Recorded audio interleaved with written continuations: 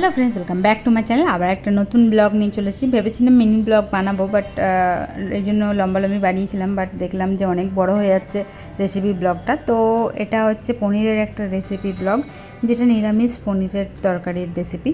তো বানিয়ে ফেললাম, যদিও বানিয়ে ফেলেছিল মৌদি, আর আমি শুধু ভিডিও বানিয়েছিলাম আর হেল্প করেছিলাম। তো মৌদি প্রথমে পনিরটা এরকম টুকরো টুকরো করে কেটে একটু নুন আর হলুদ আর লঙ্কা গুঁড়ো দিয়ে ম্যারিনেট করে নিয়েছিলো। তো এইগুলো আমি করেছিলাম, এই যে নুন হলুদ এগুলো আমি দিচ্ছিলাম পরিমাণ মতো, হালকা হালকা করে একটু লঙ্কা গুঁড়ো, একটু নুন আর হালকা হলুদ দিয়ে ভালো করে ম্যারিনেট করে রাখা হয়েছিল।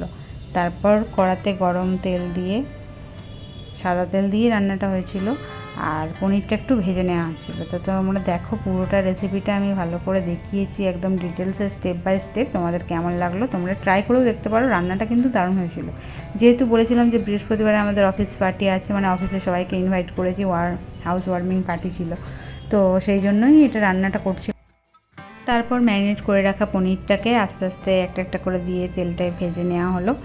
তো যেটা বললাম যে হেল্প আমি করেছি টুকটাক, এই যে পনির ভাজা টাজা এগুলো আমি করেছিলাম ম্যারিনেট করা, কিন্তু রান্নাটা মেনলি মৌদিই করেছে। আমাকে যেগুলো যেগুলো বলছিল আমি যেগুলো সার্চ করছিলাম।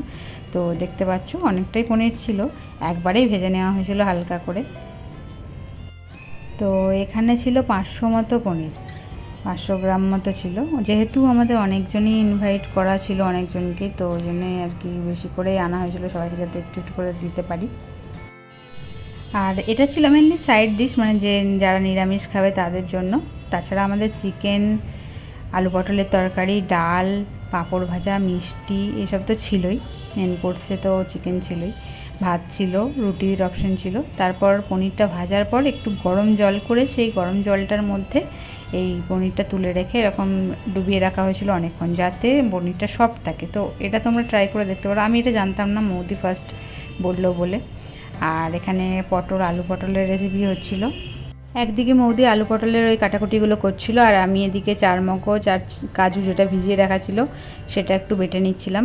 যেহেতু মিক্সিটা আমাদের এখনও আসেনি, মানে আনতে যাওয়া হয়নি মেনলি, তো ওই জন্যই আমাদের শিলনোড়াতেই বাটতে হচ্ছিলো। তো একটু পরিমাণে ছিল, আমি ভাবলাম বেটেই নিই।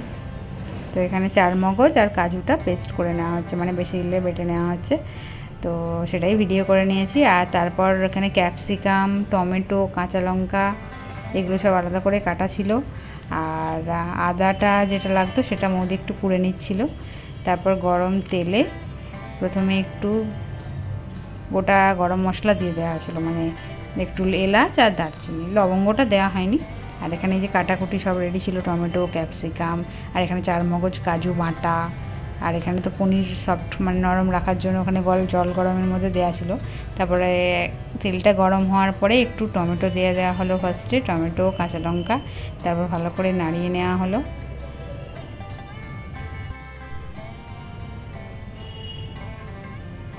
তারপর এক এক করে গুঁড়ো মশলাগুলো অ্যাড করা হচ্ছিলো। এখানে ছিল হলুদ গুঁড়ো, তারপর ছিল এখানে লঙ্কা গুঁড়ো, জিরে গুঁড়ো, সমস্ত কিছুই একটু একটু করে দেওয়া ছিল। আর পনিরের খুব বেশি ঝোল ঝোল টাইপের করা হচ্ছে না, যেহেতু বললামই যে এটা আমাদের সাইড ডিশ হিসাবে থাকবে, তো ওই জন্যেই একটু চাপ চাপভাবেই তরকারিটা হচ্ছিলো। একটু লঙ্কা গুঁড়ো, জিরে গুঁড়ো, ধনে গুঁড়ো, হলুদ গুঁড়ো, নুন, সব কিছু মশলা একটু দিয়ে দেওয়া হয়েছিলো। আর কাশ্মীরি লঙ্কা যেহেতু রং হওয়ার জন্য একটু হালকা করে কাশ্মীরি লঙ্কাও দেওয়া হয়েছিলো, মশলাটা যাতে সুন্দর হয়।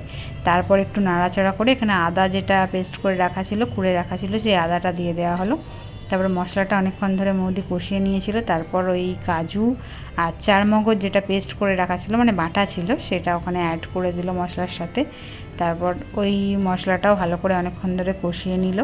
দেখতেই পাচ্ছ কালারটা দারুণ এসেছিলো, ওই কাশ্মীরি লঙ্কা দেওয়ার জন্য কালারগুলো দারুণ আসে। আর মশলাটাও কষানো হয়েছিল অনেকক্ষণ ধরে, তো ওই জন্য ভালো এসেছিলো কালারটা, খুব সুন্দর। আর সবাই খেয়েও বলেছে অবশ্যই খুব ভালো হয়েছে। তো এর পরের ব্লগটা আমি ওটাই আপলোড করব, তোমরা দেখো কেমন লাগছে সেটাও জানিও, যে এখানে হাউস ওয়ার্মিং পার্টিটা আমরা কীরকমভাবে কী দিয়েছি না দিয়েছি। আর তারপর অ্যাড করা হলো একটু ক্যাপসিকাম, তো ক্যাপসিকামটাও ভালো করে নাড়িয়ে নেওয়া হচ্ছিলো। আর তারপর যে জলের মধ্যে রাখা ছিল পনিরটা, ওটা জলটা ছেঁকে ফেলে দেওয়া হলো। তারপর আস্তে আস্তে পনিরটা ছেঁকে ছেঁকে ছান্তায় করে অ্যাড করে নেওয়া হচ্ছিলো মশলার সাথে। আর ব্লগগুলো এখন দেখতে কেমন লাগছে অবশ্যই জানিও। অনেক রিলস বানিয়েছি, ব্লগ বানিয়েছি। তো আমার শ্যুটের একটা রিলস ছিল, তো ওগুলোই বানিয়েছিলাম, মানে শ্যুট ছিল, তো সেই দিনই শ্যুট রেডি ফেডি হয়ে মেকআপ টেকআপ করে সেই দিনেই আমি একটু রিলস বানিয়ে নিয়েছিলাম। কেমন লাগছে অবশ্যই জানিও। আর তারপরে একটু নাড়াচাড়া করেই রেডি হয়ে গেল আমাদের পনিরের তরকারি।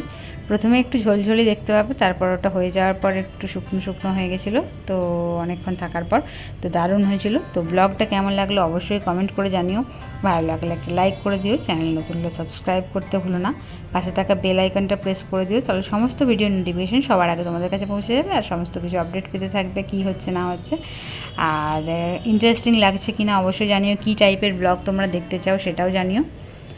আর যারা ফেসবুক থেকে দেখছো, ইনস্টা থেকে দেখছো অবশ্যই ফলো করো পেজটা। আর যারা ইউটিউব থেকে দেখছো অবশ্যই সাবস্ক্রাইব করো। ডেসক্রিপশনে আমার ফেসবুক ইনস্টার পেজের লিঙ্ক দেওয়া আছে, তো ফলো করে নিতে পারো। দেখা হচ্ছে পরের ব্লগে। তারপর একটু ঘি দিয়ে আমি নিলাম।